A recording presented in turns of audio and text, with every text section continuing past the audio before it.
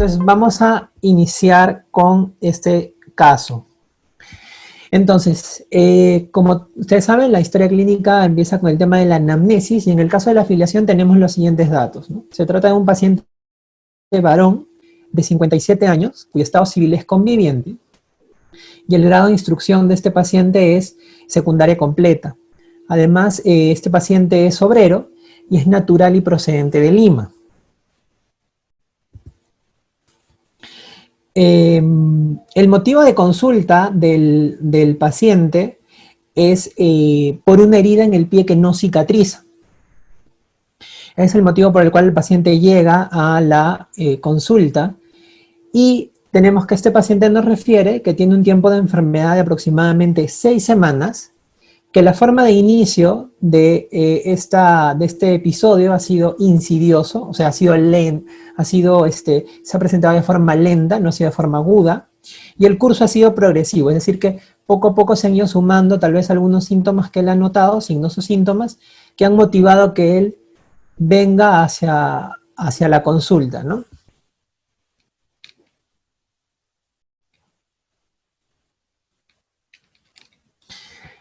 Este es el relato cronológico. Entonces aquí quiero que pongan, por favor, que presten mucha atención. Ya tenemos los datos de la afiliación, en donde sabemos que es un varón de 57 años. Y esto es el relato que nos refiere el paciente al ingresar a la consulta, ¿no? Nos refiere que hace 6 semanas nota una pequeña herida en la cara plantar del primer dedo del pie derecho. No recuerda el paciente haber sufrido algún traumatismo que pudiera haber ocasionado la herida. No tenía un corte, no tenía un golpe. Aparentemente, él refiere que no ha pasado nada que haya podido alertar la aparición de esta herida en la cara plantar del primer dedo del pie derecho. Solo precisa el paciente que la lesión se ha producido en una zona en la que anteriormente tenía una callosidad. Además, el paciente niega fiebre, niega que haya secreción purulenta o dolor a nivel de la herida, pero sí nos comenta que presenta adormecimiento en ambos pies, sobre todo en la noche. Al tener la herida, el paciente refiere que inicialmente lavó la herida con agua y con jabón, pero debido a que no cicatrizaba, decidió aplicarle una crema antibiótica, cuyo nombre no recuerda, que compró en la farmacia. Como hacen la mayoría de los pacientes, van y compran algo en la farmacia para ver si pueden curar la lesión en este caso que tienen, ¿no? Además, el paciente nos comenta que en las 3 últimas semanas ha disminuido 5 kilos de peso, a pesar de que el apetito se ha incrementado. Además, refiere tener la boca seca, por lo que debe tomar abundantes líquidos. Y debido a que toma demasiada cantidad de líquidos, el paciente micciona frecuentemente. Entonces, al notar que la herida permanece sin cicatrizar, permanece abierta la herida, e incluso ha incrementado su tamaño, es que el paciente decide acudir con nosotros y lo hace a consultorio externo, en este caso de medicina general. Entonces, aquí en el relato cronológico, cuando ustedes hacen el abordaje de un paciente, pues el relato es importantísimo porque les va a dar los signos y síntomas principales con los cuales ustedes pueden ya estar pensando en una presunción diagnóstica que obviamente se va a complementar con el examen físico y con los exámenes auxiliares. Entonces, a mí me gustaría saber aquí, muchachos, de este relato cronológico, ¿cuáles creen ustedes que son los signos o los síntomas, en este caso, que el paciente ha mencionado y que van a ser importantes o que ustedes consideran que pueden ser importantes para hacer el diagnóstico de la enfermedad o de la dolencia que está quejando este paciente? Entonces, los invito a que opinen. No sé si alguien se anima por ahí, abre su micro y puede comentarme.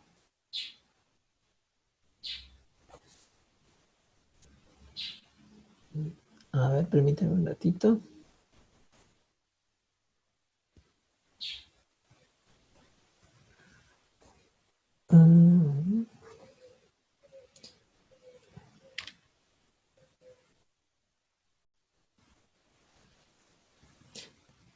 A ver.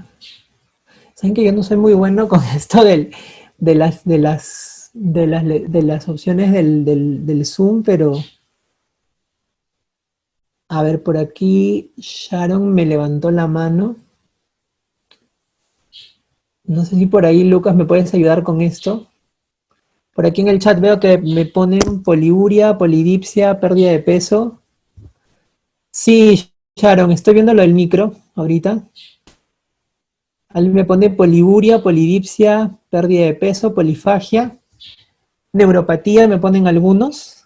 Ajá, las 4 Ps, ya.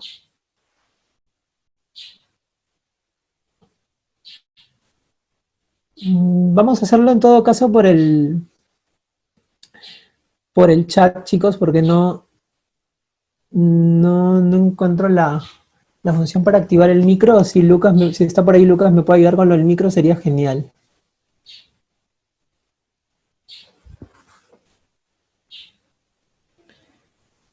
Sí, la mayoría de ustedes me ha comentado aquí polineuropatía diabética, polidipsia, polifagia, poliuria, pérdida de peso. Ajá. Pie diabético, dicen algunos. Neuropatía, complicación de la diabetes. Sí, está bastante bien su apreciación, chicos. Y lo que yo he querido aquí en este caso es parestesia bilateral, ¿sí? Muy bien. Lo que yo he querido en este caso es señalarles dentro del mismo relato cronológico que nos presentan cuáles son los signos y síntomas más importantes en este caso, ¿no? Primero, el motivo por el cual el paciente ha venido a la consulta, que vendría a ser la herida en la cara plantar del primer dedo de pie derecho, ¿no? Eso es lo que ha motivado a que el paciente venga, entonces ese sería el primer síntoma que el paciente nos refiere, que sería importante en nuestra evaluación. El segundo es el adormecimiento en ambos pies a predominio nocturno, que en un lenguaje técnico médico, como manifestó alguno de ustedes, vendrían a ser parestesias bilaterales, ¿no es cierto? Lo siguiente es que ha disminuido 5 kilos de peso, es decir, hay una pérdida de peso importante que se asocia a un incremento en el apetito. Normalmente, pues uno debería pensar que si que hay un incremento en el apetito, uno no debería perder peso, debería más bien haber un incremento en el peso. Entonces, en este caso llama la atención que ha disminuido 5 kilos de peso en tan corto tiempo y que el apetito se encuentre incrementado, ¿no? El siguiente signo va a ser la boca seca, que obliga a tomar abundantes líquidos al paciente, que en este caso, bien ustedes lo han traducido a un lenguaje técnico médico como polidipsia, ¿no? Y finalmente tenemos el hecho que el paciente acude al baño a miccionar de forma repetitiva, que este incremento en la micción, en la frecuencia de la micción, se conoce como poliuria, ¿no? Normalmente cuando ustedes, y esto les quiero incidir mucho a ustedes cuando hagan la anamnesis, cuando ustedes estén frente a un paciente que les menciona sus síntomas, muchas veces el paciente no les va a decir los síntomas de forma detallada. O sea, a lo mejor el paciente no les va a decir o él no va a notar que sea importante que tome mucho líquido o que vaya al baño de forma frecuente, mucho menos les va a decir poliuria, polidipsia. Entonces ustedes tienen que indagar y preguntar al paciente conforme van recibiendo síntomas, ustedes deben ir preguntando algunas características asociadas al mismo. Una cosa muy importante que pasa en los pacientes es que muchas veces ellos no manifiestan o no le toman importancia al tema del peso. O sea, a veces sí cuando la pérdida de peso es marcada, pero en otras oportunidades no, ¿no? Incluso muchos pacientes que tienen sobrepeso o obesidad pierden un poco de peso y para ellos, como están perdiendo peso y no es algo llamativo porque tienen un gran exceso de peso, entonces a ellos no les llama la atención eso. Entonces ustedes tienen que tener en cuenta ahí y poder hacer la pregunta adecuada, dirigir la pregunta para poder obtener ese dato. Igualmente con el tema de la toma de exceso de líquidos. Muchas veces los pacientes no lo van a tomar tal vez como un signo importante que tomen mucha agua, pero lo que sí van a encontrar mucho en el consultorio es esto que está colocado aquí, que es la boca seca. muchos pacientes que tienen diabetes van a ir incluso, yo he tenido pacientes que van, la molestia principal de ellos es que tienen la boca seca constantemente, que la boca la tienen seca, que tienen la saliva espesa, y muchas veces eso está en relación a al síntoma o como síntoma de la diabetes, en relación a que funcionan frecuentemente, se deshidratan y necesitan tomar agua de forma regular, ¿no? Entonces, estos serían los síntomas o signos, como ustedes también lo han puesto en el chat, más importantes en cuanto al caso clínico que se nos está presentando. Y estos síntomas los vamos a completar con el tema del examen físico, ¿no? En cuanto a los antecedentes, vamos a tener que los antecedentes personales, realmente fisiológicos, el crecimiento y desarrollo fue normal del paciente. Niega a padecer de alguna enfermedad. En cuanto a los antecedentes patológicos, no tiene antecedentes de hipertensión, de dislipidemia, de diabetes, tampoco ha tenido tuberculosis, hepatitis, asma, ¿no? No ha sido sometido a ninguna cirugía, no ha estado hospitalizado en ningún momento, no ha tenido ningún traumatismo tampoco, refiere a ser alérgico a las penicilinas, no toma ningún tipo de medicación habitual, y en cuanto a los hábitos nocivos refiere que toma muy ocasionalmente alcohol y consume tabaco también de forma muy ocasional, generalmente una vez al mes, pero lo hace de forma social, como dicen la mayoría de los pacientes, ¿no? No es algo que lo haga de forma frecuente, ni tampoco lo hace hasta embriagarse, o el tabaco tampoco lo consume en cantidad excesiva. En cuanto a los antecedentes familiares, vamos a tener que el papá sufre de diabetes mellitus tipo 2, la mamá sufre de osteoartrosis, tiene un hermano que es aparentemente sano y tiene hijos, los cuales son aparentemente sanos. Tiene 2 hijos que son aparentemente sanos. Y en los antecedentes sociales nos manifiesta que vive en una casa alquilada con su conviviente y 2 hijos, que toma desayuno y almuerza en la calle y que cena en la casa. Y que cuando se encuentra en la calle durante su trabajo consume gaseosas y comida chatarra de forma frecuente. Entonces aquí les vuelvo a preguntar, de estos datos que tenemos a continuación, que les he presentado, ¿cuáles creen ustedes que son importantes para el diagnóstico que vamos a plantear posteriormente en este paciente? A ver si en el chat ahí me escriben y me comentan cuál creen ustedes que sean importantes o antecedentes importantes en este caso. Muy bien, por aquí me dicen familiar con diabetes tipo 2, perfecto, antecedente de diabetes, antecedente paterno, muy bien. La dieta, hábitos alimenticios, exacto, está perfecto. ¿Qué más? Sí, básicamente en cuanto a los antecedentes importantes, dieta hipercalórica y alta en grasas, excelente. Sí. Cuando ustedes tengan un paciente, había comentado en la parte teórica del capítulo de endocrino, es muy importante en los antecedentes preguntar sobre diabetes. Eso es importante por la alta prevalencia que tiene, ¿no? Y la otra enfermedad también endocrina, que es bastante frecuente y debemos preguntar los antecedentes, son enfermedades tiroideas, ¿no? En este caso de los antecedentes solamente tenemos positivo que el papá tiene diabetes, y este es un dato muy importante para el momento de la elaboración de la historia clínica, porque ustedes saben que la diabetes tiene una predisposición familiar de por medio. Entonces, tener este dato, pues obviamente es importante porque nos va a orientar también al momento de hacer el diagnóstico. Y algo que muchas veces no preguntamos, pero que es sumamente importante conocer, es acerca de los hábitos alimenticios que tiene el paciente y el contexto en el cual vive el paciente. En este caso tenemos que el paciente toma desayuno y almuerza en la calle. Eso quiere decir que no come en casa, y cuando uno está fuera de casa, pues come lo que haya prácticamente. Yo tengo pacientes que toman desayuno en los vendedores ambulantes, que toman quinoa, toman avena, comen 2, 3 panes con chicharrón, con huevo frito, y la avena, la quinoa que preparan los vendedores ambulantes es sumamente azucarado. Y si a eso le sumamos que tiene manzana o que tiene membrillo, pues obviamente la cantidad de azúcar que va a contener estas bebidas va a ser mucho mayor. Entonces, eso también es importante al momento que nosotros evaluamos un paciente. Y también el almuerzo, porque el almuerzo puede hacer que el paciente ya coma lo que tenga cerca, y pues la mayoría de menús muchas veces nos ofrecen comidas bastante consistentes, donde predominan mucho los carbohidratos, el arroz, la papa, los fideos. Entonces el paciente prácticamente tiene que comer lo que tiene allí. Muy pocos restaurantes dan ensaladas en suficiente cantidad. Entonces todo eso hace que el paciente tenga al final una dieta, como ustedes mencionaban ahí, hipercalórica, alta en grasas, alta en carbohidratos, ¿no? Y finalmente, la cena. Muchos pacientes llegan a casa tarde y cenan tarde.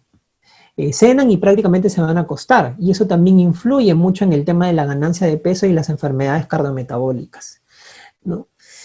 Y lo último, obviamente, son en cuanto a al tipo de alimentos específicos que consume, como aquí menciona, que son gaseosas y comida chatarra de forma frecuente. Entonces, no se olviden siempre de preguntar hábitos alimentarios, sobre todo cuando ustedes están evaluando a una persona en la cual ustedes están sospechando de una patología cardiometabólica, ¿no? Ya sea exceso de peso, ya sea hipertensión, diabetes, dislipidemia. Cuando ustedes están evaluando un paciente en el que están sospechando estas características, o tiene como antecedentes estas patologías, entonces es importantísimo que ustedes pregunten hábitos alimentarios y en sí hábitos también, ¿no? Aquí, por ejemplo, ¿qué hábito, que no necesariamente es un hábito alimentario, pero podríamos considerarlo como un hábito tal vez del paciente, o un buen estilo, o un hábito de un estilo de vida saludable que puede practicar una persona, que no hemos preguntado aquí y que deberíamos preguntar cuál creen ustedes que sería un hábito de una persona que es importante, que es un hábito saludable? Exacto, la actividad física, como comentan acá. Entonces, eso también es importante preguntar, porque a lo mejor el paciente es obrero, termina su rutina en donde trabaja y se va a su casa, y en su casa, como ha trabajado todo el día, se va a dormir, a mirar televisión, y definitivamente no hace actividad física de forma adecuada, más la que pueda hacer en el trabajo, que a lo mejor en su trabajo solamente consiste en cargar peso y no necesariamente hacer actividad física de tipo cardiovascular. Muy bien, seguimos entonces en el caso. En cuanto al examen general, ya estamos en examen físico, vamos a empezar con el examen general. En la inspección vemos que es un paciente que está consciente, alerta, orientado y con lenguaje fluido y coherente. Y además, al evaluar la fascia, no tiene ninguna fascia característica. No habíamos visto que en endocrinología hay una serie de fascias que son bastante características de ciertas patologías. En este caso, el paciente no presenta ninguna de ellas, ¿no? En cuanto a los signos vitales, tiene una presión arterial de 110/70, la frecuencia respiratoria es 18 por minuto y la frecuencia cardíaca es de 82. Tiene una temperatura de 37 grados, mide, acá había un error, es al revés, pesa 82 kilos y mide 1,68, hay un lapsus al momento de redactar. Y si calculan el IMC, el paciente tiene un IMC de 29 kilos sobre metro cuadrado.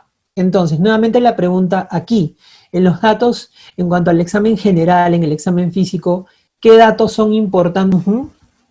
El IMC, exacto. Así es, chicos, el IMC.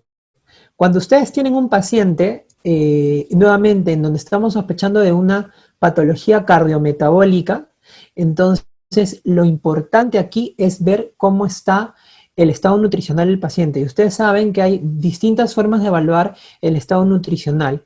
Sin embargo, tal vez la herramienta que es más práctica y que, si bien no siempre es la más adecuada, es muy cuestionada en los últimos años, sin embargo es la que tenemos, digamos, de forma más rápida, porque solamente necesitamos el dato de la talla y el peso del paciente, es el índice de masa corporal.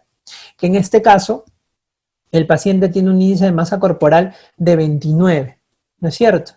que como aquí alguno de ustedes ha colocado, es un índice de masa corporal que está en la categoría de sobrepeso, ¿no? Acuérdense que el índice de masa corporal, lo normal es que sea de 18.5 a 24.9, cuando nosotros tenemos entre 25 y 29.9, se habla de sobrepeso, y si tenemos 30 a más, se habla de obesidad con los distintos grados, ¿no? Mucho debate ha habido en cuanto a si el IMC es el mejor indicador de estado nutricional. Sin embargo, lo seguimos utilizando todavía, y es importante que ustedes al momento de hacer su historia clínica lo coloquen. Y como me coloca aquí uno de sus compañeros, es importantísimo el tema de la medida o el perímetro abdominal. El perímetro abdominal es una medida bastante rápida, bastante sencilla, y que nos permite a nosotros poder tener una mejor idea de qué riesgo cardiovascular tiene este paciente, ¿no?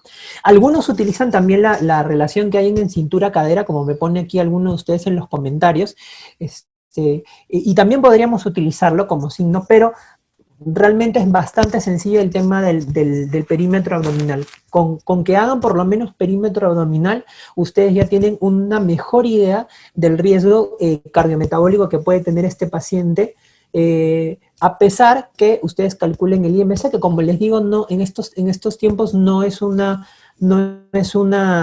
marcador tan fehaciente en cuanto al estado nutricional, ¿no? Muy bien, continuamos entonces. En cuanto a piel y faneras, vamos a encontrar que la piel de este paciente es tibia, elástica, hidratada. Y les he puesto una imagen en la parte derecha de las lesiones que encontramos en este paciente. Entonces, a ver, aquí en el chat igual, chicos, ¿qué lesiones ustedes encuentran en este paciente que les llama la atención a nivel cervical? Ajá, perfecto. Acantosis, ajá, acrocordones. Muy bien, chicos, perfecto. Eso es algo que ustedes siempre tienen que buscar cuando hagan la evaluación de un paciente nuevamente en el que estamos sospechando de alguna patología cardiometabólica. Este engrosamiento asociado a hiperpigmentación que ustedes van a encontrar en zonas de pliegue, no solamente en región cervical, la región cervical es la más expuesta y la más común, pero también lo podemos encontrar en la región axilar, en la región de las ingles.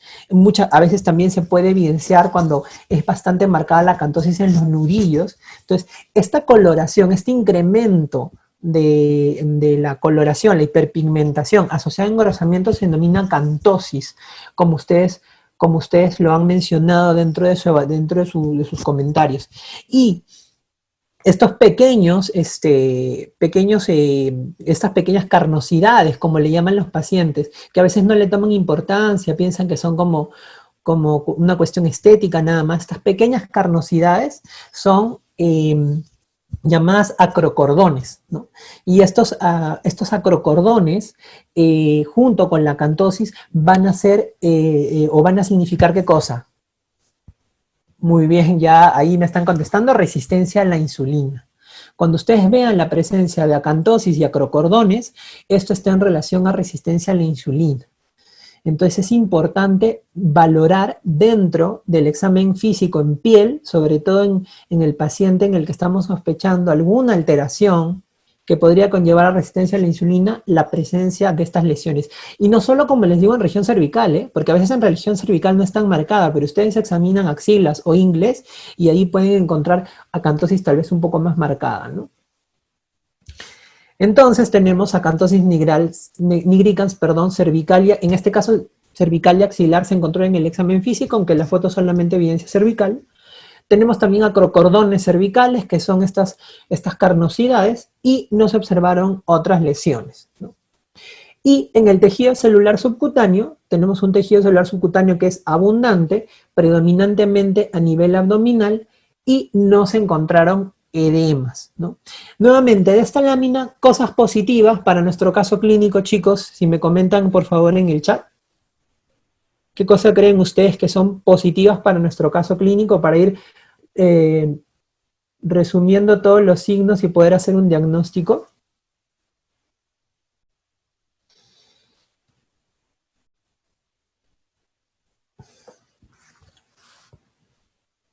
aparte de los acrocordones y la acantosis nigricans, algo más positivo en esta diapositiva. Exacto, el tejido celular subcutáneo, que es predominante a nivel abdominal, exacto. No nos dicen, no nos hablan de perímetro abdominal en este caso, pero nos dicen que a nivel abdominal es donde se encuentra la mayor cantidad de tejido celular subcutáneo. ¿Cómo nos coloca uno de sus colegas tal vez obesidad centrípeta? Vamos a verlo ahí al momento de evaluar el abdomen, ¿no? Entonces aquí esos dos signos son importantes en cuanto a la discusión de nuestro caso clínico. Vamos a pasar ahora al examen regional y en cabeza y cuello vamos a encontrar que es un paciente que es normocéfalo, tiene el cuello cilíndrico y con movilidad conservada, y al momento de examinar la tiroides es una tiroides sin bocio, no hay bocio, y tampoco hay nódulos tiroideos, ¿no? Acuérdense, muy importante cuando ustedes evalúan una historia clínica endocrinológica, hacer el examen físico de la tiroides, que ustedes eso van a ganar experiencia, mientras más tiroides palpen va a ser mejor, porque ustedes van a poder detectar con mucha más facilidad el crecimiento de la tiroides o los nódulos. En este caso está normal, pero es importante que ustedes hagan la evaluación de la tiroides siempre. En el caso del tórax, tenemos un tórax simétrico, los ruidos cardíacos son rítmicos de buena intensidad, la evaluación del aparato cardiovascular, y en el aparato respiratorio el murmullo vesicular pasa bien en ambos campos pulmonares y no se encuentran estertores asociados, ¿no? De esta parte creo que todos vamos a llegar a la conclusión de que no hay tal vez ningún signo importante que contribuya para nuestra historia clínica. Entonces pasamos a la siguiente diapositiva. Abdomen. Abdomen simétrico, globuloso debido al incremento de adiposidad y tiene un perímetro abdominal de 98 centímetros. Los ruidos hidroaéreos están presentes, no hay hepato ni esplenomegalia, y en el aparato geniturinario tenemos que los genitales son de morfología adecuada al sexo y a la edad, y tiene puñopercusión lumbar y puntos renureterales negativos. Entonces, nuevamente les pregunto, chicos, acá, ¿qué dato es importante en la elaboración de nuestra historia clínica o en la discusión de nuestro caso? A ver, por el chat, nuevamente si me comentan.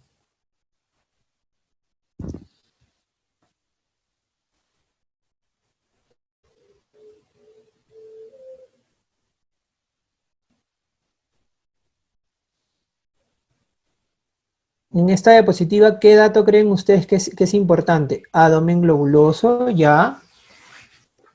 El tejido celular subcutáneo, ya. La forma y el perímetro abdominal, exacto. Aquí lo que llama la atención es que hay un incremento de adiposidad a nivel del abdomen y el perímetro abdominal. ¿Ustedes saben cuál es el punto de corte que me da riesgo cardiovascular en cuanto al perímetro abdominal? ¿Se acuerdan ustedes o no?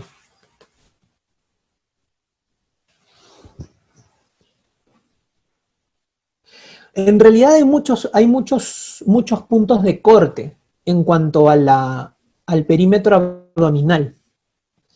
Uno de sus compañeros nos pone aquí la medida de cintura 102 en varones y 88 en mujeres. Sí, esas medidas son para población europea y americana. Y mucho se ha discutido si esos puntos de corte realmente valen para el resto de la población. De hecho, muchas sociedades a nivel de distintas zonas, básicamente asiáticos y latinos, han sacado puntos de corte diferentes a los que normalmente utilizan los americanos o los europeos. 102 y 88 es para Europa y para americanos, para norteamericanos.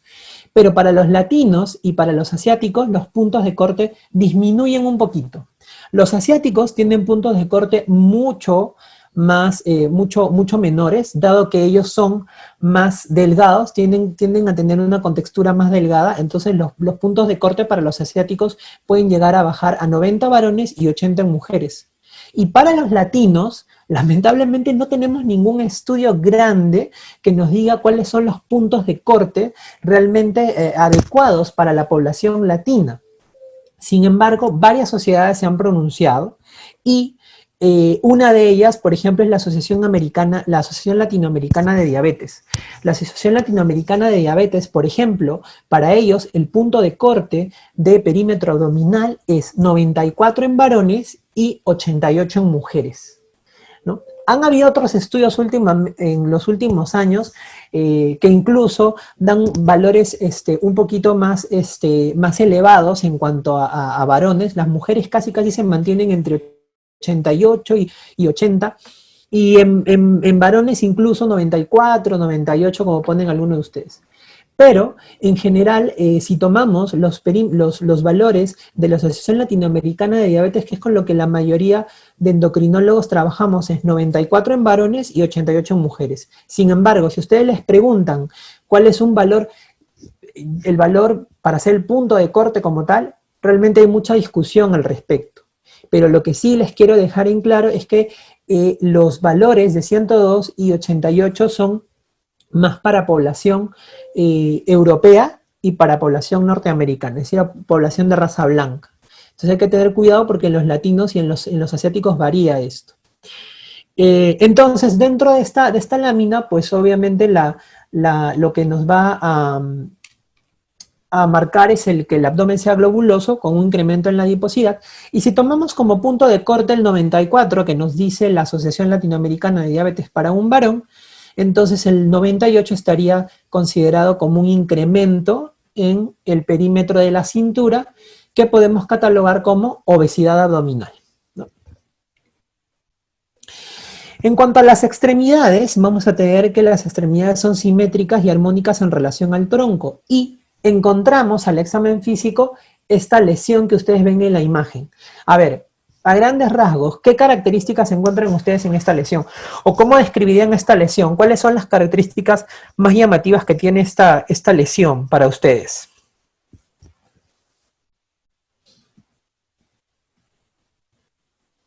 ¿Es una úlcera? Muy bien, sí, es una úlcera o una lesión ulcerada, exacto, es una úlcera.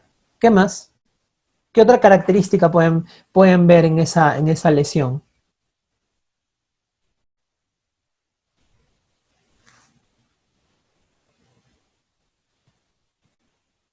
Una lesión ulcerada, perforada.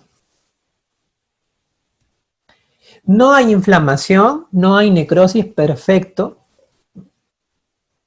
Lesión rosada, con callo alrededor. Lesión profunda, ulcerada, un poco húmeda. Callosidad alrededor, exacto. ¿Sí? Cuando ustedes describan una lesión, y eso va para cualquier lesión, no necesariamente para una lesión en pie diabético, ustedes tienen que describir qué tipo de lesión es. Entonces, lo primero que dijeron ustedes al inicio de úlcera es una buena descripción. Es una úlcera, se trata de una úlcera. Luego ustedes van a describir si esta úlcera está asociada a signos inflamatorios. Entonces me colocan lo que ustedes ponen ahí. Hay calor, hay rubor, hay flebosis, ¿no? Todo eso tienen que describir. ¿De qué color es la lesión? ¿Es una lesión negruzca? ¿Es una lesión rosada, como ponen algunos? ¿Es una lesión verde que está supurando? Entonces, todos esos datos tienen ustedes que colocar dentro de su evaluación clínica, porque si ustedes solamente me colocan úlcera, yo me puedo imaginar una úlcera que llega hasta el hueso y que está botando pus, o una úlcera que es superficial simplemente. Entonces, al momento de escribir, describan todas las características que pueda tener la úlcera. Y las lesiones que puedan haber alrededor, como ustedes ponen ahí muy bien, es la callosidad alrededor de esta úlcera. Y algo que no ha colocado ninguno de ustedes es la localización. No se olviden de la localización. Es importante, porque ustedes dicen úlcera úlcera en el pie, úlcera en la planta del pie. Entonces, la planta del pie, ¿dónde está? ¿En el talón? ¿Al medio de la planta? ¿En el quinto dedo? ¿En el primer dedo? ¿En el segundo dedo? Entonces, es importante que ustedes coloquen la localización de la úlcera, ¿no? Entonces, no se olviden de eso, chicos, porque cuando ustedes hagan sus historias clínicas, tanto en clínicas o como cuando estén haciendo internado, o incluso a veces de residentado, a veces se pasan esos pequeños detalles y es importante. Entonces, no se olviden características de la úlcera, ¿no? ¿Qué tipo de lesión es? ¿Qué características tiene? la lesión, si hay signos de inflamación, signos de infección, lesiones asociadas alrededor y la localización más o menos exacta de la úlcera, ¿no?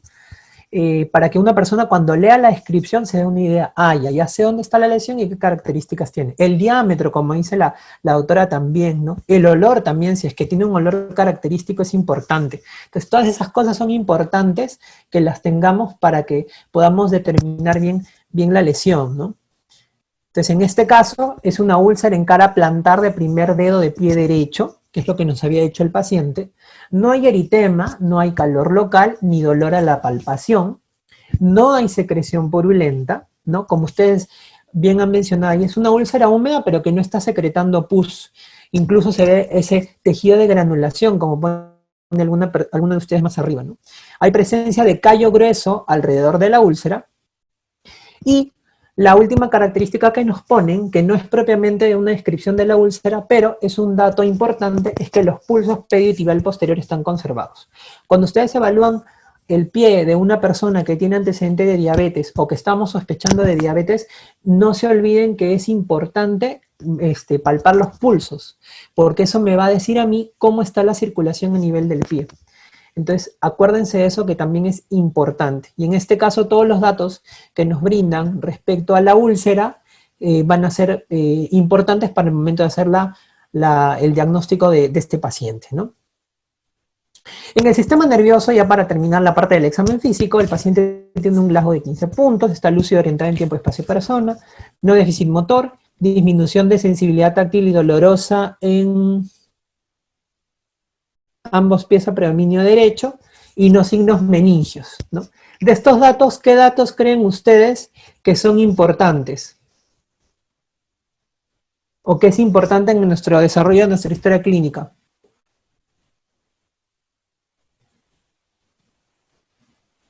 Exacto. Ajá. La disminución, la disminución de la sensibilidad táctil y dolorosa. Exacto. Ese dato es importantísimo, porque ¿qué cosa me está refiriendo ahí el paciente al momento o qué cosa me está refiriendo el examen físico en ese momento? Me está diciendo que ya hay un compromiso de la sensibilidad en este paciente que tiene asociada una úlcera. Y acuérdense ustedes bien el dato que daba el paciente al inicio, que decía, yo no tuve ningún traumatismo, yo no tuve ningún golpe, ningún corte. Entonces, este dato me dice, ya, o sea, ¿cómo se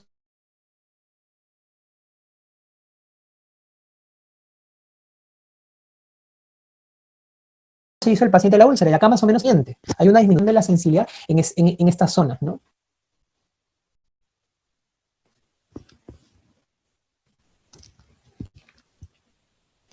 Entonces, chicos, vamos a analizar en este caso la historia clínica. Dando los datos que hemos tenido, vamos a analizar.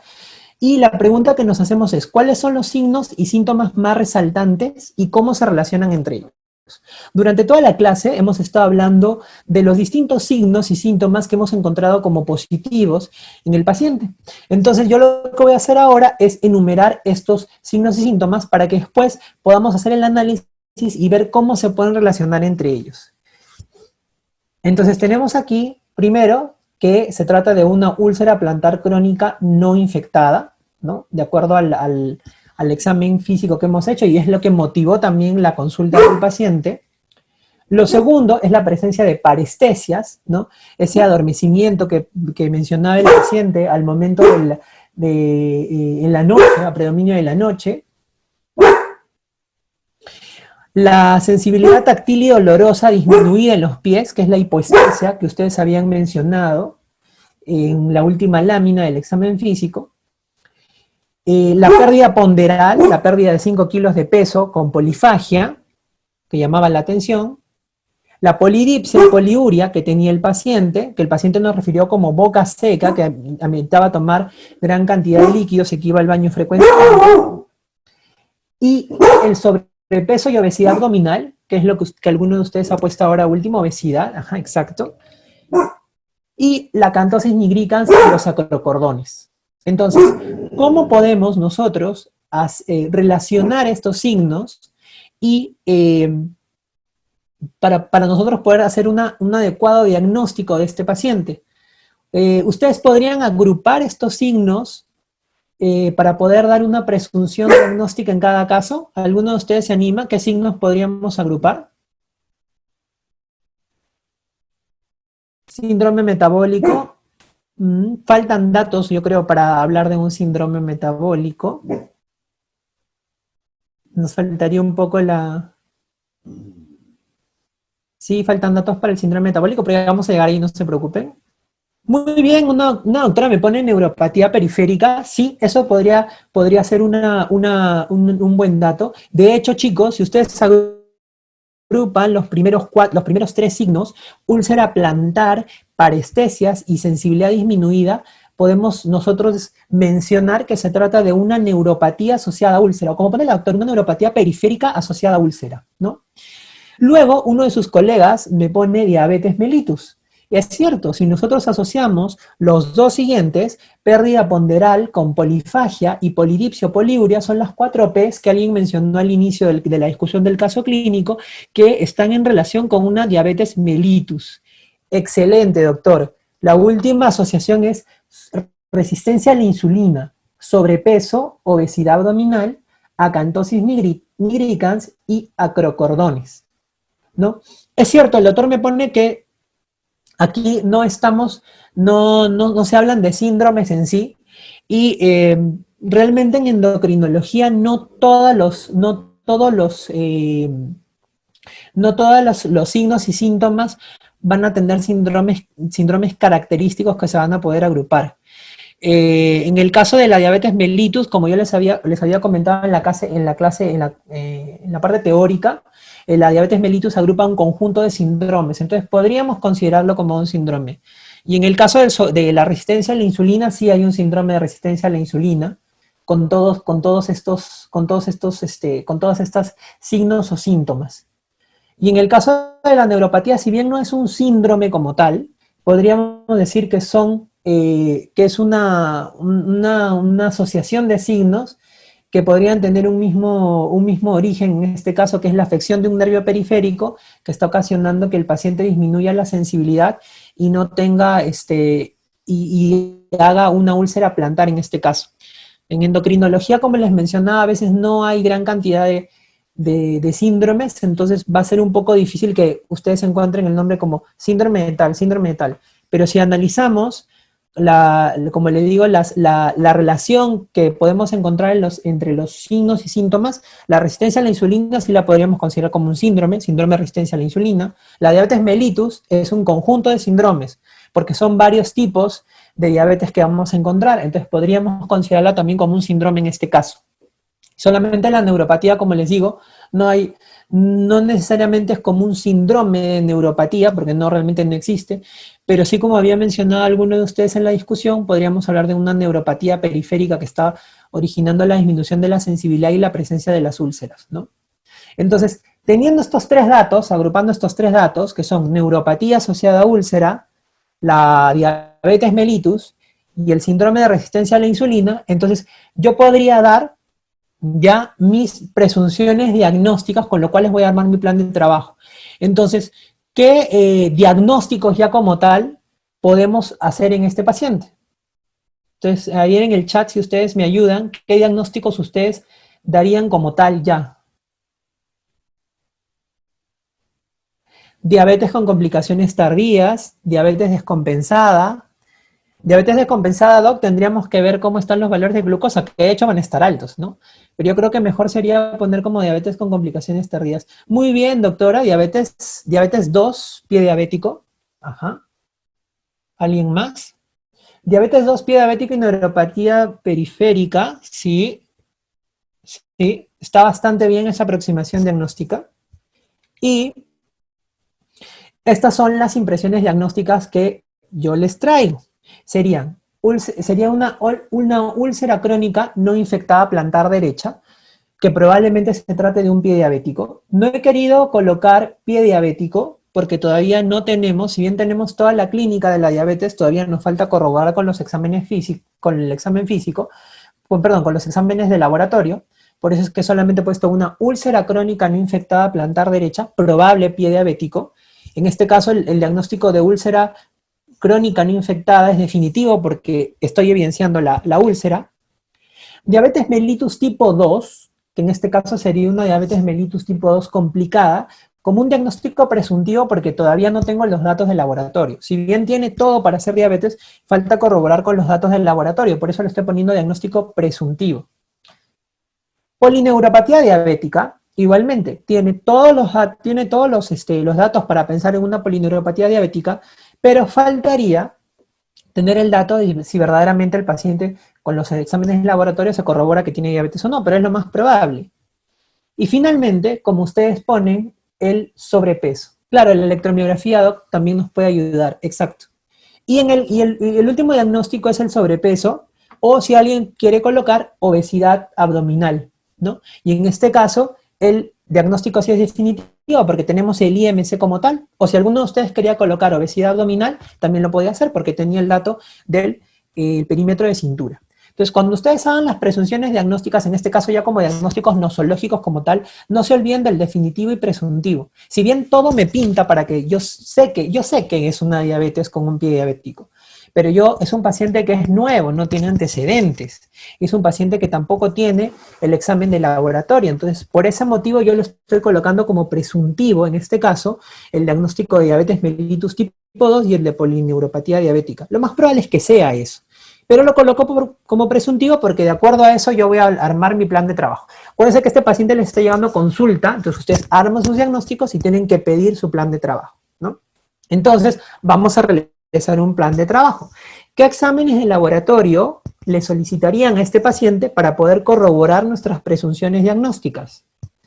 A ver, chicos, díganme todos los exámenes que ustedes pedirían a este paciente para poder corroborar los diagnósticos que hemos planteado. Glucosa al azar, glucosa en ayunas, creatinina, test de tolerancia a la glucosa. Test de glucosa en ayunas, perdón, glucosa en ayunas y hemoglobina glicosilada, bioquímica, hemograma, muy bien, ¿qué más? Acuérdense que no solamente nos queda diagnosticar diabetes, ¿eh? Hay que ver también por ahí la úlcera, perfil lipídico, muy bien, electromiografía, ¿y qué más? A ver, chicos, ecodoppler, basales, muy bien. ¿Algo más?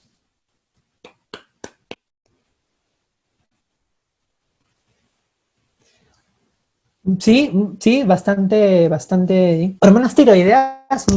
¿Por qué hormonas tiroideas? Bueno, después ya me van a explicar por qué hormonas tiroideas. Me parece interesante, pero vamos a ver. Entonces, cuando ustedes tienen este tipo de paciente, realmente todas las opciones que ustedes han puesto son bastante adecuadas, ¿no?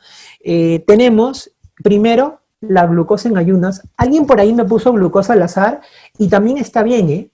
Si este paciente viniera o fuera un paciente que viniera por emergencia, se le podría hacer una glucosa al azar y ya vamos a ver por qué.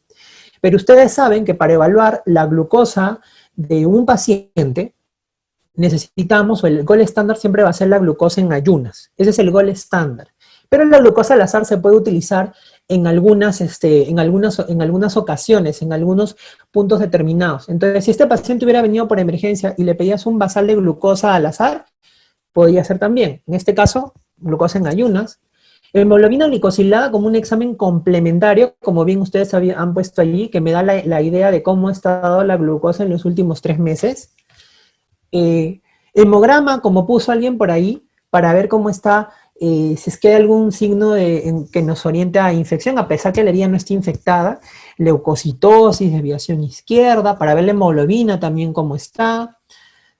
Podríamos pedir BCG o PCR si es que estamos queriendo descartar algún tipo de proceso infeccioso, a pesar que la herida no parecía infectada.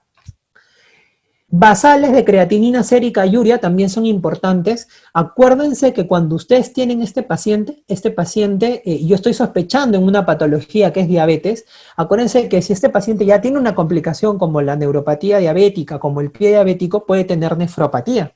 Entonces no se les puede pasar a ustedes pedir una creatinina sérica, porque el paciente luego va a requerir un tratamiento y vas a necesitar creatinina para regular la dosis de muchos medicamentos. Y no solamente eso, si el paciente necesita algún otro tipo de terapia en cuanto a la elevación de la creatinina, si es que la tuviera, también es importante. Entonces no se olviden cuando ustedes sospechan de un paciente diabético o están frente a un paciente diabético, pedir función renal, por lo menos con creatinina. Si piden una creatinina como ha puesto el doctor ahí, genial.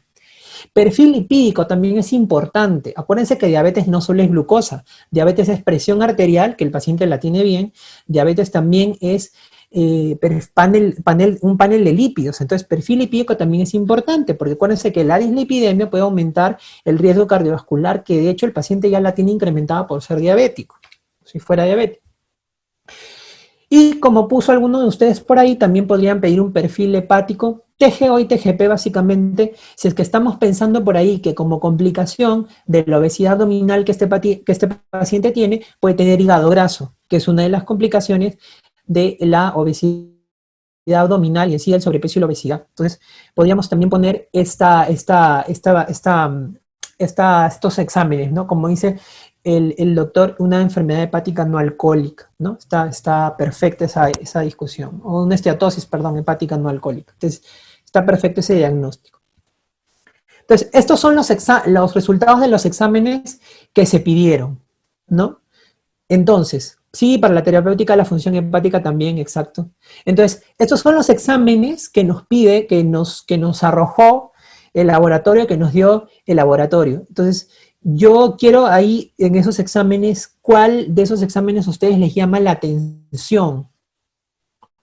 ¿Qué les parece la glucosa y la hemoglobina glicosilada?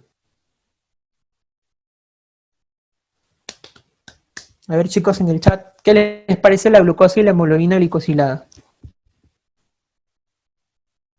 Están elevadas, exacto. Entonces, cuando nosotros tenemos estos valores de glucosa y hemoglobina glicosilada, nosotros tenemos que acordarnos cómo se hace el diagnóstico de la diabetes. Y esto lo hemos visto en clase, ¿no? Acuérdense que ustedes para evaluar el estado de la glucosa de un paciente, ustedes tienen 4 exámenes: glicemia en ayunas, glicemia a 2 horas, a las 2 horas de hacer un test de tolerancia, una glicemia al azar y una hemoglobina glicosilada.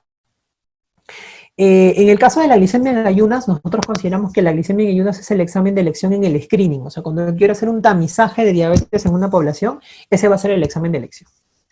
La glicemia a las 2 horas de un test de tolerancia, yo le digo que es un examen confirmatorio, porque cuando estamos en duda de que un paciente tiene o no tiene diabetes, este examen me va a poder confirmar. La glicemia al azar se utiliza en el caso específico que el paciente tenga una clínica inequívoca, clásica, donde todo me diga que tiene diabetes. Y este es el único examen en el cual ustedes hacen un examen y un solo examen les sale alterado y ustedes ya pueden hacer el diagnóstico. El resto de exámenes, la glicemia en ayunas, la glicemia a 2 horas del test de tolerancia, la hemoglobina glicosilada, siempre se tienen que correlacionar con otro valor de glucosa que esté alterado, con otro examen alterado para poder hacer el diagnóstico. Con la glicemia al azar no. Con la glicemia al azar, tú tomas ese examen y si tiene clínica inequívoca y tiene una glicemia al azar alta, con un solo examen basta. Y la hemoglobina glicosilada es un examen complementario porque tiene muchos bemoles y tiene que hacerse un examen de laboratorio de confianza. Y tiene también mucho que ver con los niveles de hemoglobina, es dependiente de la hemoglobina. Entonces, es un examen que yo lo dejo como para complementar el diagnóstico del paciente, ¿no? Como ustedes ven aquí, en este caso, lo primero que tenemos que hacer es pensar, si yo estoy frente a un paciente que le estoy haciendo un screening de diabetes, o es un paciente que ya tiene alta sospecha, que tiene las 4 P's: polifagia, polidipsia, poliuria, pérdida de peso. En este caso, si fuera que mi paciente tiene toda esta clínica inequívoca, no hay duda que yo estoy frente a un caso de paciente, un paciente que tiene diabetes, como el caso que les he presentado. En ese caso ustedes podrían pedir una glicemia al azar y el punto de corte es mayor o igual a 200. Entonces, en ese caso solamente bastaría con una glicemia al azar para poder hacer el diagnóstico. Pero ojo, chicos, esto es un paciente que yo estoy completamente seguro y tiene toda la clínica inequívoca, como el paciente que les he presentado yo. Pero si es un paciente consulta que simplemente le dice que tiene poliuria, polidipsia, nada más, y hay duda, entonces es preferible hacer o tomar el siguiente camino, ¿no?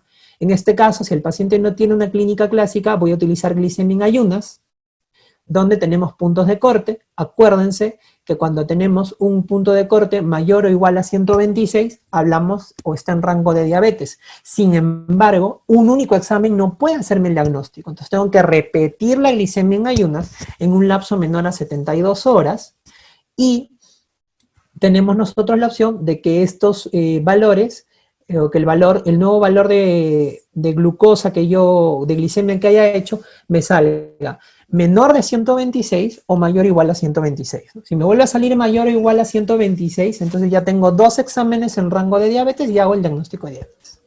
Pero si no tengo un valor que sea mayor o igual a 126, si no tengo un valor menor, entonces hago un examen confirmatorio, que como les digo es el test de tolerancia, donde se mide la glicemia a las 2 horas de este test de tolerancia. Y voy a tener tres opciones, ¿no? Si la glicemia a las 2 horas me sale mayor o igual a 200, como ustedes ven aquí, estamos hablando de diabetes. Y si tiene valores menores, estamos frente a un concepto que se denomina prediabetes, que tiene 2 formas. La intolerancia a la glucosa, en el cual tenemos una glicemia a las 2 horas de la tolerancia entre 140 y 199, y la glicemia alterada en ayunas, que es una condición en la cual la tolerancia está bien, o sea, la glicemia a las 2 horas de la tolerancia ustedes la tienen normal, que en este caso vendría a ser menos de 140, pero que tiene un valor de glucosa en ayunas entre 100 y 125. Entonces, este algoritmo de diagnóstico de diabetes ustedes lo tienen que tener presente. Y la hemoglobina glicosilada puede ser un complemento, como ustedes ven acá, lo normal es menos de 5.6%, se habla de diabetes cuando es 6.5% más, y prediabetes entre 5.6 y 6.4%. Entonces, en este caso, como manifestaba uno de ustedes, ¿podría utilizarse glicemia al azar? Sí, podría pedirse glicemia al azar. En este caso, como es un paciente de consultorio, se le pide glicemia en ayunas y el médico que le hace la orden también le pidió una hemoglobina glicosilada. Entonces, con estos exámenes, con estos valores de glucosa en ayunas y de hemoglobina glicosilada que tiene el paciente, ¿hay duda que este paciente tiene diabetes? ¿Qué cosa creen ustedes, chicos? ¿Hay duda que este paciente tiene diabetes o no? Sin dudas, exacto, no hay dudas. Tiene una glucosa que está mayor, que está en 252 y una hemoglobina glicosilada que está en 8.7. Entonces no hay dudas realmente, ¿no? Ahora, cuando ustedes tienen un paciente que tiene diagnóstico de diabetes, tienen que ponerle el nombre a esa diabetes. Hay 4 tipos de diabetes, pero las más frecuentes son la diabetes tipo 1 y la diabetes tipo 2. Entonces ustedes tienen que discernir entre cuál es el tipo de diabetes que tiene el paciente. Entonces, este cuadro, chicos, es muy importante que ustedes lo sepan, porque con características fisiopatológicas y clínicas, ustedes pueden determinar si el paciente o el tipo de alteración que tiene el paciente, ¿no? En este caso, si ustedes se dan cuenta, la diabetes tipo 2 se asocia a resistencia a la insulina, ¿no? Que está en relación con el exceso de peso que tiene el paciente, sobre todo a nivel abdominal, y son pacientes que generalmente van a ser pueden ir de jóvenes a adultos mayores. Generalmente a partir de los 45 años es donde aumenta el riesgo de hacer diabetes mellitus tipo 2, como tiene el paciente que les he presentado, que tiene 57 años. Hay sobrepeso y obesidad asociada al momento del diagnóstico, como tiene el paciente, ¿no? Hay antecedentes familiares, que es muy frecuente que hayan antecedentes familiares de diabetes tipo 2, ¿no? Hay enfermedades cardiometabólicas asociadas, ¿no? Hay hipertensión, dislipidemia, hiperuricemia, ¿no? Y en cuanto al enfoque del tratamiento de este paciente, va a ser un paciente en el cual hay que mejorar los estilos de vida y se puede utilizar antidiabéticos orales, es decir, pastillas asociadas o no a insulina. Y si ustedes se dan cuenta, el paciente diabético tipo 1 es totalmente diferente. Es un paciente en el cual hay una fisiopatología autoinmune, hay anticuerpos contra contra la célula beta, contra la insulina, y que es una patología de pacientes mucho más jóvenes, donde el paciente está desnutrido o está eutrófico, donde hay antecedentes o hay enfermedades autoinmunes asociadas, y donde las enfermedades cardiometabólicas no suelen ser o no suelen acompañar el cuadro clínico. Y son pacientes que van a precisar de insulina desde el diagnóstico. Entonces, en este paciente no cabe duda que estamos frente a una diabetes mellitus de tipo, ¿de qué tipo estamos en este caso? Tipo 2, exacto.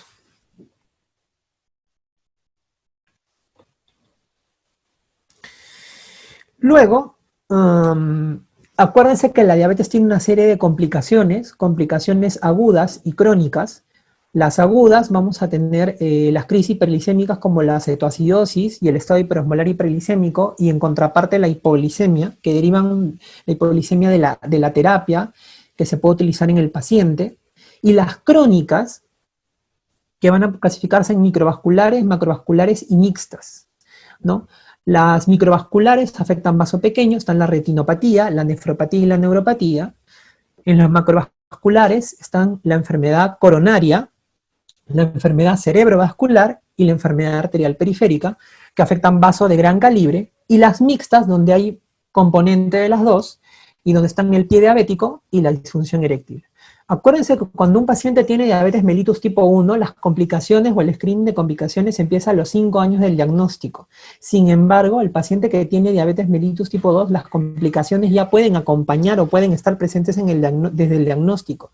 Entonces, cuando ustedes diagnostiquen un paciente con diabetes mellitus tipo 2, hay que descartar complicaciones, ¿no? Entonces, este paciente ya tiene una complicación. Por eso les decía que hablar la creatinina, por ejemplo, en este caso es importante, porque si ya el paciente tiene neuropatía, estamos sospechando que tiene neuropatía, tiene una lesión, tiene pie diabético, entonces definitivamente tenemos que evaluar también la parte renal, ¿no? La neuropatía diabética, que es lo que presenta el paciente en este caso, ¿no? Sí, la microalbuminuria también ayuda, exacto. Y en este caso, la neuropatía diabética que tiene el paciente, la clínica es bastante llamativa, ¿no? La neuropatía es una complicación, o es la complicación microvascular más frecuente en el paciente diabético. Esto va a variar dependiendo del país en donde ustedes vean la literatura que ustedes revisen de dónde se origine, pero en nuestro país lo que se observa es que esta es la complicación microvascular más frecuente. Puede ser asintomática hasta en el 50% de los casos, el paciente no presentar ninguna molestia, y ustedes darse cuenta cuando hacen un examen de la sensibilidad en el pie del paciente, y se dan cuenta que verdaderamente hay un compromiso a ese nivel.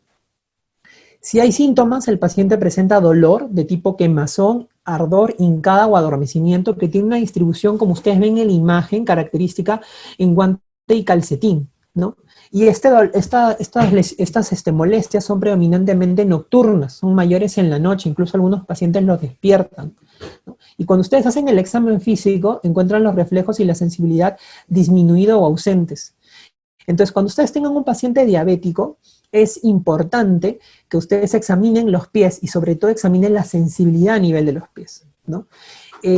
Ustedes, dentro de la parte de semiología neurológica, van a tener un capítulo en cómo se evalúa la sensibilidad, pero es importante en el paciente diabético, por lo menos con el microfilamento, poder hacer la evaluación de ciertos puntos a nivel del pie para poder ver si el paciente tiene sensibilidad o no, ¿no? A veces se utiliza el diapasón o se utiliza una aguja también para ver la percepción del dolor, pero por lo menos cuando utilicen el monofilamento de esa manera, ustedes ya pueden darse una idea de si el paciente tiene o no comprometida la sensibilidad táctil en ese caso, ¿no? Y en cuanto al pie diabético, es importante que ustedes sepan que pie diabético no solamente llamamos a la presencia de una úlcera a nivel del pie, sino el pie diabético involucra una serie de características que van desde una infección de los tejidos blandos, pasando por una herida, una úlcera, gangrena, que es destrucción del tejido, incluso la deformidad del pie a consecuencia de la neuropatía también está dentro de lo que nosotros conocemos como pie diabético. Y no solamente afecta el pie, puede afectar cualquier parte del miembro inferior del paciente diabético, siendo obviamente más frecuentes las lesiones que van desde la rodilla hacia abajo, ¿no? Hay múltiples clasificaciones, chicos. Ustedes, la clasificación que más van a ver en cuanto a sus rotaciones es la clasificación de Wagner y Begit, que es la que les he puesto acá, ¿no? Donde se clasifica en 5 grados, como ustedes ven. El grado 0, algunos lo catalogan como no lesión, ¿no? Y existen otros 5 grados que van, en el caso del Wagner 1 y el Wagner 2, dependiendo de la profundidad que tenga la úlcera, ¿no? El Wagner 1 es una úlcera superficial, el Wagner 2 es una úlcera profunda, En el caso del Wagner 3 nos hablan de la presencia de un absceso osteomelitis. El Wagner 3 nos habla de un pie diabético infectado. Y el Wagner 4 y 5 está en relación a la presencia de isquemia. En el caso del Wagner 4 sería una gangrena parcial, y en el caso del Wagner 5 una gangrena total, donde hay mayor compromiso de la circulación en el paciente. Sin embargo, esta clasificación de Wagner, que es la que más se utiliza, o una de las más conocidas, como ustedes ven, no es tan práctica, porque puede haber un paciente que tenga neuropatía y que tenga insuficiencia arterial periférica, y es como que no entra a tallar en ningún Wagner claro, o sea, puede tener de uno y otro. Y es por eso que esta clasificación a veces no es la más recomendada. Existen otras clasificaciones como las que ha colocado su colega ahí, la clasificación de la Universidad de Texas. También está la clasificación PEDIS, que es la que recomienda la Organización Mundial del Pie Diabético, pero hay una clasificación que a mí me parece mucho más práctica para poder hacer el manejo de este paciente, y es clasificar al paciente de acuerdo tenga el pie neuropático o isquémico, o tenga características de los dos, y clasificar al paciente si la úlcera o la lesión está infectada o no está infectada. Me parece que si ponemos estas dos características es mucho más fácil para el manejo. En este caso, la distinción entre neuropatía y isquémica, no hay una clasificación propiamente armada, pero sí les traigo a colación esta clasificación que ha hecho uno de mis maestros, que es el doctor Eduardo García, del Hospital Revaliati, experto en pie diabético, y que me parece bastante práctica para definir si es neuropática o isquémica. Ahora bien, la lesión puede tener características de las dos, y es así que pueden haber pies neuropáticos puros, pies isquémicos puros, o pies que sean neuropáticos e isquémicos, donde predomine algún componente sobre el otro. Si ustedes se dan cuenta, las diferencias en cuanto a las lesiones, en cuanto al neuropático, la úlcera va a ser una úlcera roja, rosada, que suele localizarse en la planta, en la punta o en el dorso de los dedos, que tiene un aspecto húmedo y que alrededor va a haber callo. A diferencia de la isquémica, que es marrón o negra, se localiza en el talón, en los dedos, en la zona interdigital, es una lesión seca y puede haber una línea roja bordeando la úlcera. Si nosotros vemos los signos y síntomas que están asociadas a la úlcera, vamos a ver que la neuropática, la piel del pie del paciente va a ser una piel seca, con fisuras, que su color va a ser de forma normal. Los dedos pueden presentar deformidad, como dedos en garra o dedos en martillo. La temperatura del pie va a ser tibio a caliente, y el pulso lo vamos a encontrar, va a estar aumentado o va a estar normal. A diferencia del isquémico, donde la piel va a ser más fina y brillante, el color va a ser oscuro, puede haber cianosis en los dedos, la temperatura del pie va a estar fría o helado, y el pulso va a estar disminuido o va a haber ausencia de pulso. Y en los síntomas, cuando ustedes hacen la historia clínica, vamos a encontrar que el paciente con una úlcera neuropática te dice que tiene parestesias, que son adormecimiento, calambre, ardor, electricidad en los pies. En comparación con el isquémico, que te va a mencionar claudicación, que quiere decir que el paciente camina cierto tramo y tiene que parar porque presenta dolor a nivel de los gemelos. Para el paciente, el dolor pasa y vuelve a caminar. Por eso se llama claudicación intermitente, porque el paciente tiene que estar parando cada cierto tramo por el dolor que presenta debido a la mala circulación, ¿no? Entonces, con estas características ustedes ya fácilmente pueden definir el tipo de úlcera que es, y me parece mucho más práctico, ¿no? De todas maneras, las otras clasificaciones, si ustedes gustan, las pueden utilizar, pero me parece que esta es mucho más práctica, ¿no? Entonces, con los datos que hemos tenido del caso clínico, ustedes podrían decir que esta úlcera es una úlcera. ¿De qué tipo? Chicos, ¿de qué tipo es esta úlcera del paciente? La úlcera que hemos visto del paciente. Yo creo que tiene todas las características descritas, ¿eh? Exacto.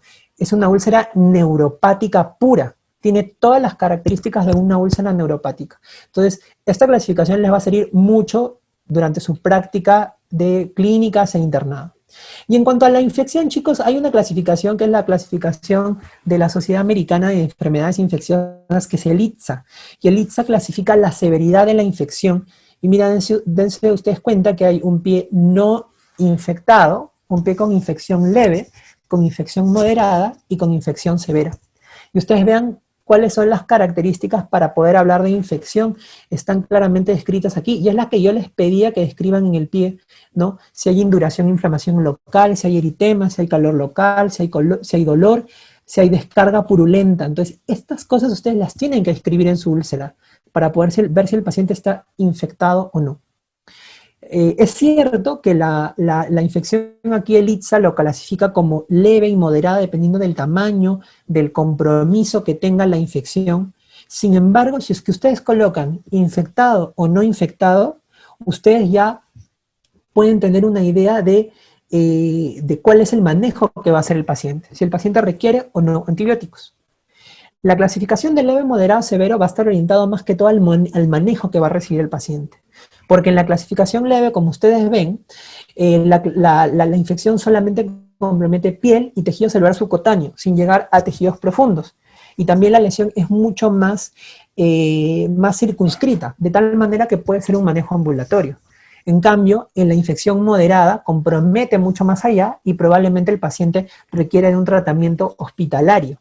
Y por último, la infección severa, y eso es lo que ustedes también tienen que tener en cuenta, es cuando hay presencia de signos de una respuesta inflamatoria sistémica, es decir, si el paciente está séptico. Entonces, eso es importantísimo también que ustedes definan, ¿no? Ustedes pueden colocar, cuando hacen la clasificación de un pie diabético, si se trata de una infección leve, una infección moderada o una infección severa.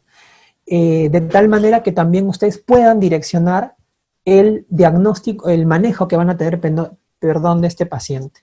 Entonces, en el caso del paciente, si ustedes se dan cuenta, se trata de una úlcera ¿de qué tipo?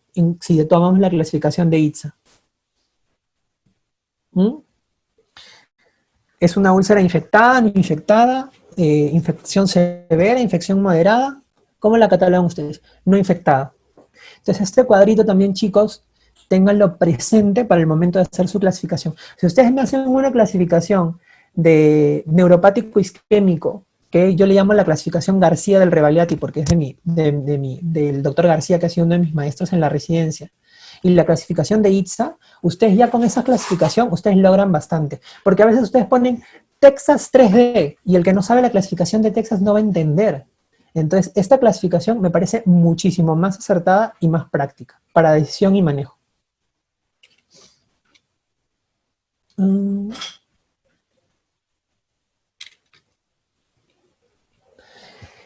Luego, en el resto de los exámenes que tiene el paciente, vemos que pues el hemograma se encuentra normal, tiene BCG y PCR normales, que eso está en relación también con las características clínicas, que el paciente no tiene una úlcera infectada. Tenemos una creatinina sérica que está normal, hay que calcular la filtración glomerular con esa creatinina, pero realmente si la calculamos va a estar dentro de un parámetro normal. Y luego tenemos lo que alguien me había mencionado más arriba y es el perfil lipídico. ¿Qué les parece ese perfil lipídico de ese paciente? ¿Qué problema tiene el paciente ahí en el perfil lipídico? Tiene triglicéridos altos, ¿qué más? Sí, tiene una lipidemia mixta, exacto, porque tiene los triglicéridos altos y también tiene el colesterol LDL elevado y el colesterol HDL bajo, ¿no? La función hepática que ustedes preguntaban, en este caso TGO y TGP, la TGP está un poquito incrementada y está en relación a la esteatosis hepática no alcohólica, como ustedes habían mencionado más arriba, o el hígado, el famoso hígado graso, ¿no?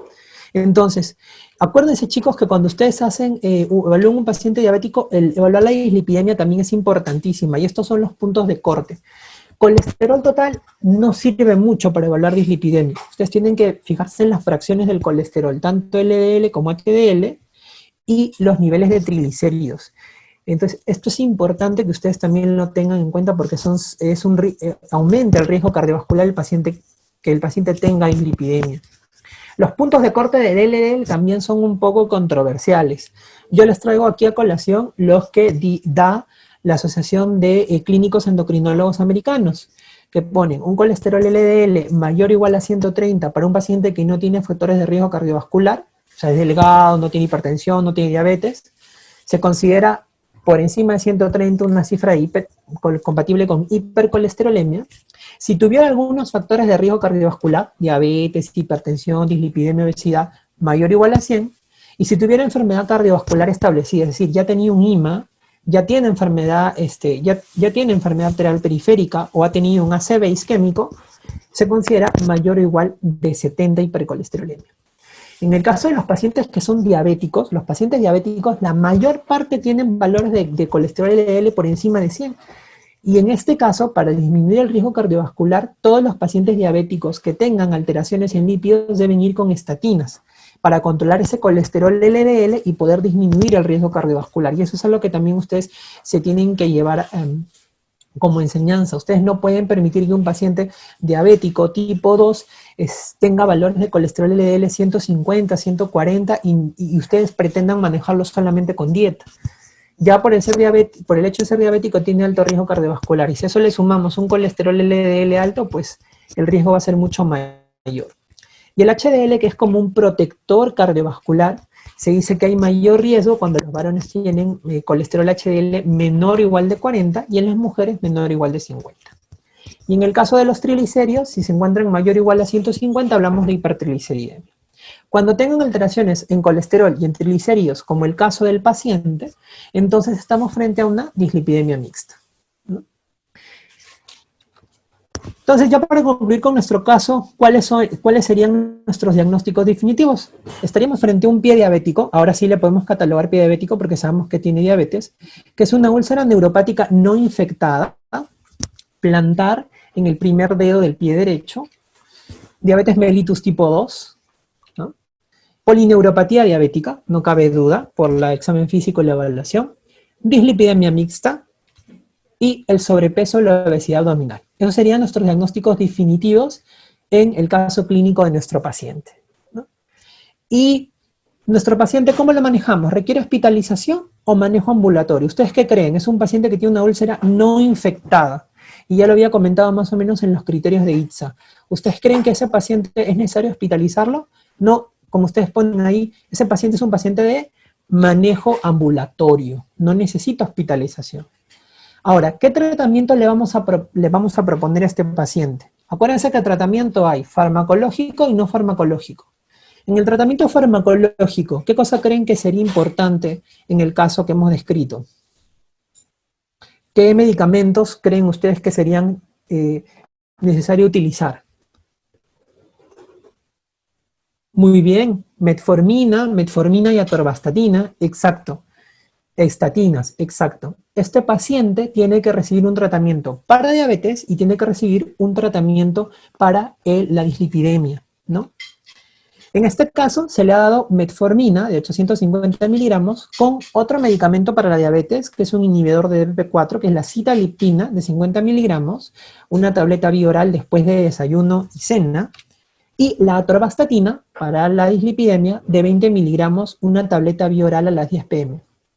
Con respecto al gemfibrosilo, doctor, el gemfibrosilo generalmente se utiliza o es obligatorio dar un tratamiento con gemfibrosilo o con fibratos cuando los triglicéridos se encuentran por encima de 500. 500 o más es obligatorio porque aumenta el riesgo de hacer pancreatitis. En este caso están en 300 y algo, me parece. Entonces yo creo que podemos iniciar con atorvastatina porque ahí lo más importante es la alteración en el colesterol que tiene el paciente. Y si tú asocias estatina con gemfibrosilo, aumentas el riesgo de alteraciones a nivel muscular. Exacto, rhabdomiolisis. Entonces, si a mí me dicen que es preferible utilizar en este caso, yo prefiero irme con atorvastatina, Los triglicéridos pueden mejorar con la alimentación. Quita los azúcares simples, baja la cantidad de carbohidratos que consume y los triglicéridos pueden bajar, ¿no? Hace actividad física, puede bajar los triglicéridos. Acuérdense ustedes que para el tratamiento inicial de la diabetes nosotros vamos a iniciar en monoterapia con metformina. La metformina es el medicamento de elección para el tratamiento de un paciente con diabetes. No es como antes se decía, primero dieta, luego fármacos, no. Se arranca de frente con metformina y a la par, como ustedes ven aquí en rojo, en todos los casos vas a indicar estilos de vida saludable. Eso va a ser a la par. Pero siempre tienen que iniciar con metformina, con excepción de que hayan complicaciones para uso de metformina, que son todas las insuficiencias, insuficiencia renal, insuficiencia hepática, insuficiencia cardíaca, en grado moderado y severo. Ahí está contraindicado el uso de metformina. Pero si no tiene estas insuficiencias, estas alteraciones el paciente, entonces ustedes pueden iniciar con este paciente de consulta claramente la metformina, ¿no? Sin embargo, hay que tener en consideración dos cosas, que cuando la hemoglobina glicosilada del paciente inicial se encuentra por encima de 1.5 sobre la meta, que generalmente la meta del paciente diabético, de la mayor parte de pacientes diabéticos es 7%, menos de 7%. Eso quiere decir que cuando la hemoglobina glicosilada inicial es de 8.5 a más, por lo general, se suele utilizar metformina más algo más. Es por eso que este paciente que tenía 8.7 le hemos dado metformina más sitagliptina, ¿no? Y tengan en cuenta que cuando un paciente tiene la hemoglobina glicosilada mayor o igual a 10, tiene glicemia en ayunas mayor o igual a 300, o está marcadamente sintomático, ustedes pueden considerar iniciar insulinoterapia. Es decir, que si mi paciente tiene diabetes mellitus tipo 2, puedo utilizar insulina como primer tratamiento para poder controlar a mi paciente. Esto no significa que el paciente diabético tipo 2 se va a quedar con insulina. No, eso significa que tú vas a iniciar con insulina y posteriormente podrías pasar luego a fármacos orales. Y esto se debe a que el paciente que tiene la glucosa tan alta o está tan tóxico, si ustedes tratan con orales, van a demorar en disminuir los niveles de glucosa. Entonces es muy importante tratar de hacer que este paciente baje rápidamente los niveles de glucosa para que no tenga mayores alteraciones. Entonces es importante que ustedes tengan en cuenta estos datos al momento de hacer el tratamiento inicial del paciente. Un paciente con diabetes tipo 2 sí puede utilizar insulina de inicio, pero será probablemente un uso de insulina, digamos, transitorio. ¿Sí?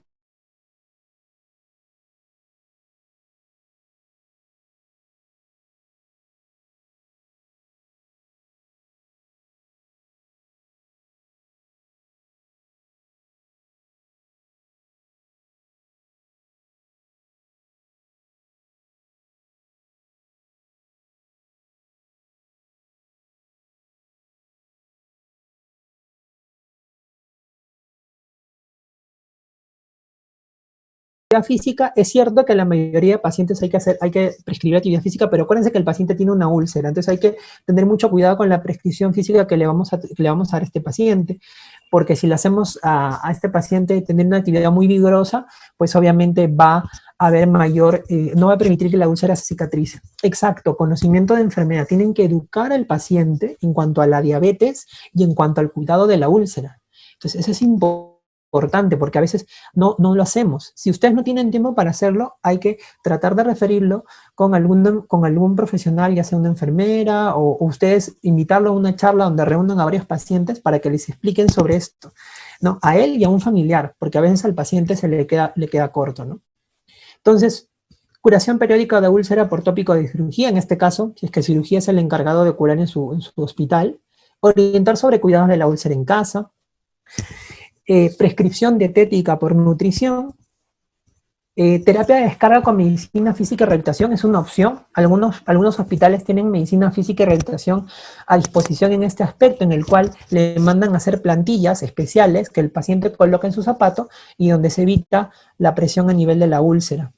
Y obviamente evaluación periódica por endocrinología, porque es un paciente diabético tipo 2 de debut, pero que ya debuta con complicaciones, ¿no? Acuérdense que en el tratamiento del pie diabético son diferentes pilares. Hay que brindar cuidados locales en la úlcera. Eso quiere decir que hay que curar la úlcera de este paciente. Obviamente, si la úlcera va a estar infectada, hay un absceso, el debridamiento va a ser mucho mayor. Hay que aliviar la presión y proteger la úlcera, que es lo que le decía, hacer tal vez métodos de descarga, permitir tal vez confeccionarle al paciente o con las gasas, hacer que el paciente no tenga contacto directo a la úlcera con la suela del zapato, tratar las infecciones si es que fuera una úlcera infectada, restaurar la perfusión tisular si es que hubiera un componente vascular, o sea, si el paciente tuviera insuficiencia arterial. Entonces hay que manejar qué se puede utilizar en ese caso, ¿no? Controlar la diabetes y tratar comorbilidades. Acuérdense que diabetes no va solito, hay que buscar hipertensión, dislipidemia, hay que buscar hiperuricemia, hígado graso, entonces todo eso se tiene que buscar. Educar al paciente y a la familia, porque les digo, el paciente a veces no basta, hay que educar a la familia también.